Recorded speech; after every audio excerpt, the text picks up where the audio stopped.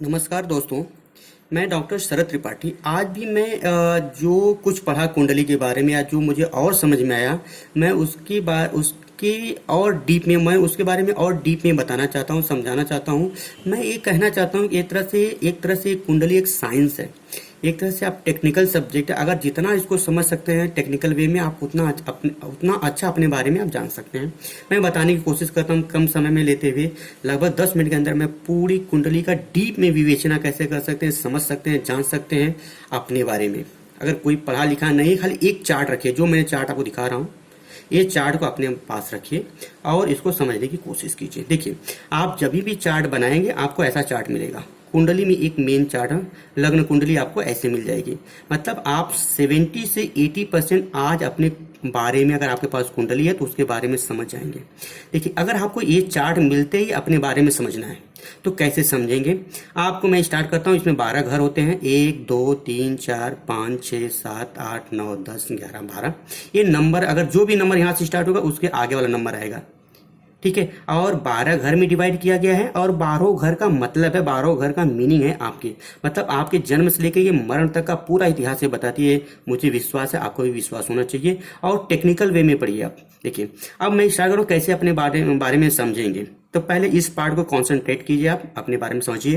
देखिए, यहाँ पे 10 नंबर लिखा है। ये 10 नंबर क्या बता रहा है? यहाँ पे 11 नंबर ये क्या बता रहा है? 12 नंबर लिखा है। 1 2 3 4 5 6 7 8। ये नंबर क्या बता रहे हैं? ये नंबर से आपको एक चीज समझ में आएगी जो मैंने यहाँ पे इंडिकेट किया हुआ है। देखिए, यहाँ पे राशि के नाम है और राशियों को मैं नंबर से दिखा कर 1 2 से लेकर के 12 तक है। फिर इन राशियों के नाम है, मेष है, वृष है, मिथुन है, कर्क है, सिंह, कन्या, तुला से लेकर के मीन तक है। और इनके स्वामी हैं। स्वामी कौन कौन है? जैसे पहले राशि के मंगल हैं, दूसरे के शुक्र हैं, तीसरे के बुध हैं, और इसी तरह 12वीं राशि के गुरु महाराज मालिक हैं। तो ये आपको लिखना नहीं, समझना नहीं, याद नहीं करना। चार्ट रखिए, अपने चार्ट अपने पास रखेंगे आपका काम हो जाएगा। अब देखिए, यहाँ पे 10 नंबर लिखा है और एक कुंडली का मेन पार्ट है, ये लग्न है। और इसमें जो नंबर लिखा रहता है 10 लिखा है, 10 नंबर के पास जाइए। 10 नंबर पे मकर लिखा है, मकर के स्वामी शनि है। मकर, ये आपकी मकर लग्न की कुंडली हो गई। ये जो कुंडली किस लग्न की हो गई? मकर लग्न की कुंडली हो गई। फिर दूसरा पूछना है कि आपकी कुंडली की राशि कौन है? तो माता, आपकी लग्न कुंडली क्या है, किस राशि की है लग्न कुंडली? तो आप पकड़ सकते हैं, कह देंगे कि ये 10वां नंबर लिखा है, 10 पे मकर है, मकर लग्न की कुंडली हो गई। फिर कहते हैं राशि क्या है? तो राशि के खाली आप देखिए चंद्रमा कहाँ बैठा हुआ है। तो आप देखें हमारे इस कुंडली के लिए यहाँ पे बैठा है चंद्रमा, और यहाँ पे लिखा है 9 नंबर। तो 9 नंबर में चंद्रमा बैठा है, और जहां पे चंद्रमा बैठता है वो आपकी राशि हो जाती है। देखिए, 9 नंबर में क्या है? 9 नंबर में धनु, मतलब किस राशि की कुंडली हो गई? धनु राशि की कुंडली हो गई। मतलब दो चीज मैंने आपको समझा दिया कि एक किस लग्न की कुंडली है?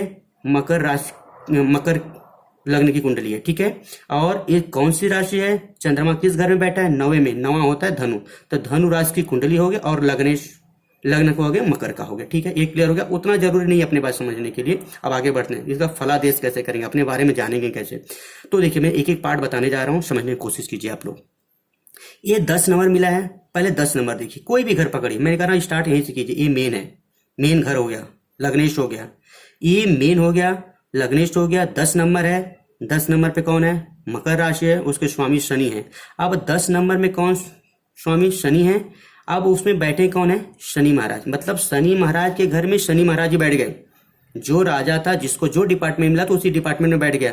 मतलब स्वगृह हो गया, अपने घर में बैठ जाता है तो उच्च का फल देता है, अच्छा परिणाम देता है, फुल पावर होता है। ये समझ में आएगा कि ये पार्ट आपका अच्छा रहने वाला है, अच्छा रहेगा हमेशा के लिए। अब ये पार्ट किससे रिलेटेड है, किस पार्ट से संबंधित है, किस चीज को बता रहा है आपकी जिंदगी के बारे में? वो है, देखो मैंने यहाँ पे फुल चार्ट दिखा के रखा है, फुल चार्ट दिखा, A to Z मैंने कोशिश की है सब बातें लिख दूं, किस घर में क्या क्या है, किस घर से क्या क्या पता चलता है। तो आपका जो ये पार्ट सही मिला।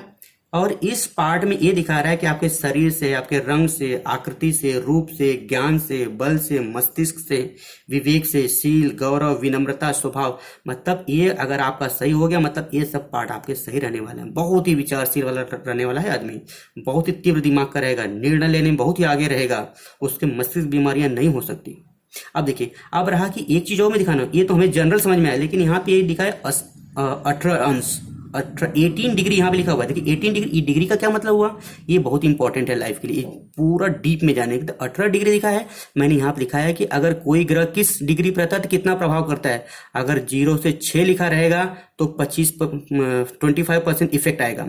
अगर वो 6 to 12% पे है तो 50% इम्पैक्ट रहेगा। अगर 12 to 18 है तो 100%, 18 to 24% तो 50%, फिर 20 to 30 मतलब 25%। तो यहाँ पे देखिए कितना इनका अंश लिखा है, कितने डिग्री पे है, 18 अंश। मतलब ये शनि देव जो है कितने अंश पे बैठे, 18 पे। 18 मतलब आप अगर पकड़े इसको ले, ये आपका ये आएगा, ये 100% रिजल्ट। मतलब अब ये शनि महाराज आपको 100% अपना रिजल्ट देने वाला, मतलब 100% पावरफुल है।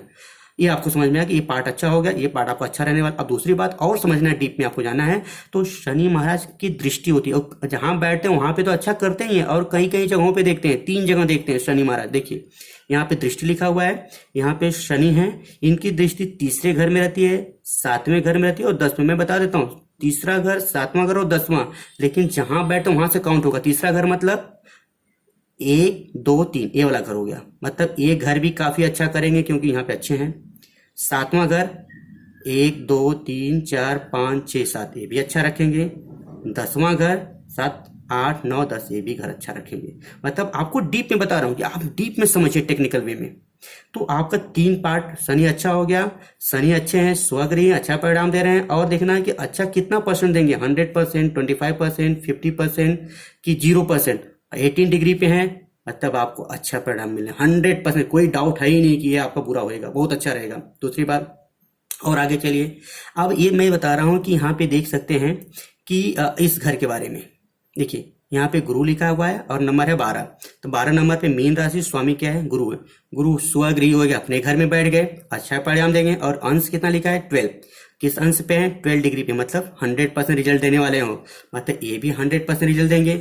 इनकी भी दृष्टि कहाँ होती है, 5वां घर और 7वें और 9वें घर पे होता है, मतलब 5वां 7वां और 9वां घर भी अच्छा बना के रखेंगे। दूसरी बात, अगर और आपको डीप में जाइए, मैं कम समय में बताना चाहता हूँ, तो यहाँ पे देव ग्रुप है और दानव ग्रुप है। ये अगर एक ग्रह अपने कोई मतलब मंगल अगर सूर्य के घर में बैठता है या सूर्य मंगल के घर में, तो अच्छे स्वगृह मतलब मित्र हो गए, मित्रवत व्यवहार करेंगे, मित्र के घर में बैठ के अच्छा परिणाम देंगे। अगर दानव ये ग्रुप वाले आपस में बैठते हैं तो अच्छा परिणाम देंगे। लेकिन थोड़ा सा अगर उल्टा हो जाता है, मतलब एक ग्रह इसके घर में बैठता है तो अच्छा परिणाम नहीं देगा, या एक ग्रह इनके घर में बैठता है अच्छा परिणाम देगा, बस इतना समझना है। तो मैं ये बताना चाहता हूँ। और देखिए यहाँ पे मैं एक चीज और थोड़ा टाइम देता हूँ, 2 मिनट आपका, कि ये सूर्य और बुध साथ में बैठे हैं, और किस घर में बैठे हैं, नंबर 1 में। तो नंबर 1 कितना हो गया, मेष का हो गया, उसके स्वामी कौन है, मंगल। अब देखिए सूर्य और बुध नंबर 1 में बैठे हैं, नंबर 1 के मालिक है मंगल, और सूर्य क्या हो गए, मित्र के घर में बैठ गए, और बुध क्या है, दोनों के साथ मित्रवत व्यवहार करते हैं, मतलब मित्र के घर में बैठ गए, मतलब ये दोनों मित्र के घर में बैठ गए, अच्छे हो गए, अच्छा परिणाम देंगे, मतलब मित्र के घर में बैठे हैं। अब देखिए यहाँ पे अंश लिखा है, यहाँ पे लिखा है 20 और यहाँ पे लिखा है 12, मतलब सूर्य कितने अंश पे है, 20 डिग्री पे है, मतलब सूर्य इस अंश पे, मतलब सूर्य का प्रभाव कितना रहेगा, 50%। लेकिन बुध किस पे अंश बैठा है, 12% पे, तो बुध का प्रभाव कितना रहेगा, 100%। तो अब यहां से मालूम पड़ा कि जो सूर्य है अपना इंपैक्ट कितना दिखाएगा, 50%, बुध कितना दिखाएगा, 12%, मतलब 100%। मतलब बुध यहाँ पे थोड़ा इम्पैक्ट है। लेकिन अब एक चीज और डीप में देखिए कि रियल में कैसा हो रहा है। तो यहाँ पे मैंने एक चीज पाया है, पढ़ा है, तो सूर्य के साथ ग्रह का अस्त होना, न्यूट्रल हो जाना। अगर दोनों के ग्रहों के बीच में अंतर अगर 15 डिग्री का आता है तो ग्रह क्या होता है, अस्त हो जाता है, न्यूट्रल हो जाता है। मतलब सूर्य का 20 है और बुध का 12 है, दोनों में कितना का डिफरेंस आता है, 8 डिग्री का। मतलब इसके बेस पे, इस क्लॉज के बेस पे, इस कंडीशन के बेस पे बुध आपका 0 हो गया, मतलब उतना इंपैक्ट नहीं देने वाला है ये जो लिखा है। तो आपको सूर्य के बेस में, लेकिन सूर्य आपको अच्छा रिजल्ट देगा। और दूसरी बात आपको डीप में जाना है, देखिए यहाँ नंबर 1 लिखा है, मैंने यहाँ पे लिखा है कि कौन ग्रह उच्च का होता है और कौन ग्रह नीच का होता है, किस घर में बैठता है। तो इसलिए सूर्य के लिए क्या है, 1 नंबर में, और 7 नंबर में नीच का व्यवहार करता है, मतलब उल्टा व्यवहार करेगा। अब 1 नंबर में देखिए सूर्य बैठा है 1 नंबर में, क्या हो गया, उच्च का हो गया, मतलब सूर्य आपको अच्छा रिजल्ट देने वाला, आपका ख्याति, आपका मान प्रतिष्ठा सम्मान। और वाला ये वाला पार्ट, ये वाला जो पार्ट है, माता पिता से, सुख से, भवन से, भूमि से, संपत्ति, बहुत अच्छा रहने वाला है।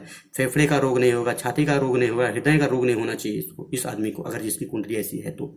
ये मेरा, तो मैं ये बताना चाहता हूँ कि इसको डीप में लेकर के अगर आप पढ़ते हैं तो आपको कोई प्रॉब्लम नहीं होती। और किसी भी पार्ट के बारे में, किसी भी घर के बारे में, जैसे मतलब ये अगर लेते हैं पहला है, दूसरा है, तीसरा है, चौथा है, पांचवा है, तो ये घरों के बारे में मैंने डिटेल्स एक एक पॉइंट लिख डाला है, पढ़ पढ़ के कहाँ कहाँ से मिला है, किस घर में क्या क्या है।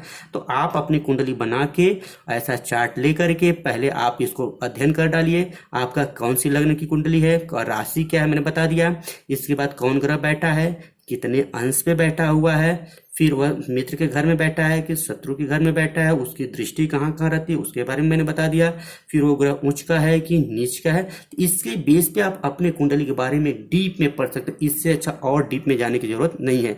अगर ये चार्ट आपके पास हमेशा रहता है तो आप अपनी कुंडली, अपने परिवार की कुंडली, अपने दोस्तों की कुंडली किसी भी देख सकते हैं, समझ सकते हैं, और किसी से पूछने की जरूरत नहीं पड़ेगी।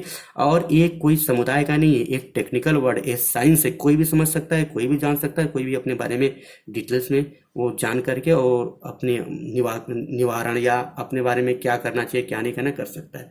थैंक यू, धन्यवाद।